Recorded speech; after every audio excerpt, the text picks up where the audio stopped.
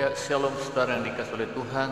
Renungan firman Tuhan buat kita diambil dari Lukas pasal 6 ayat yang ke-44.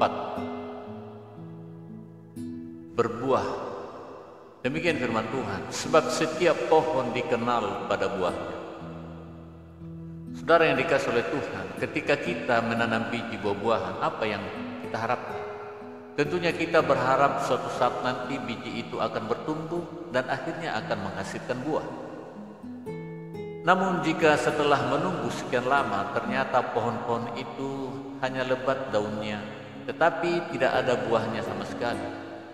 Padahal kita sudah berjerih lelah untuk merawat, mengairi dan memberinya pupuk setiap hari dalam kurun waktu yang tidak singkat. Tentunya akan membuat kita dongkol dan kecewa. Hal ini seperti perumpamaan tentang pohon ara yang disampaikan Tuhan Yesus di dalam Lukas 13 ayat yang ke-7. Sudah 3 tahun aku datang mencari buah pada pohon ara ini dan aku tidak menemukannya.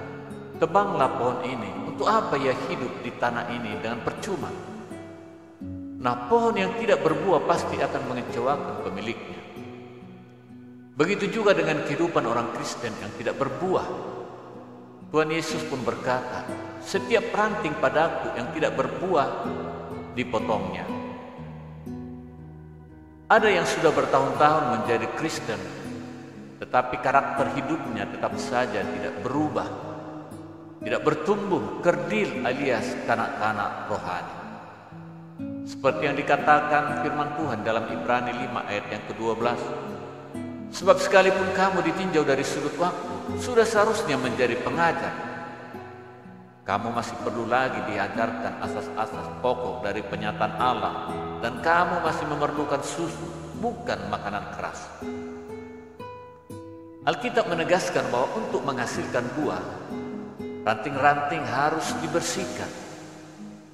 Proses pembersihan inilah yang disebut pembentukan, baik itu melalui teguran, hajaran, dan sebagainya dengan tujuan untuk mendisiplinkan kita, bukan maksud menyakiti, tetapi demi kebaikan kita juga. Nah, oleh sebab itu Bapak Ibu Saudara yang dikasihi oleh Tuhan, mari kita belajar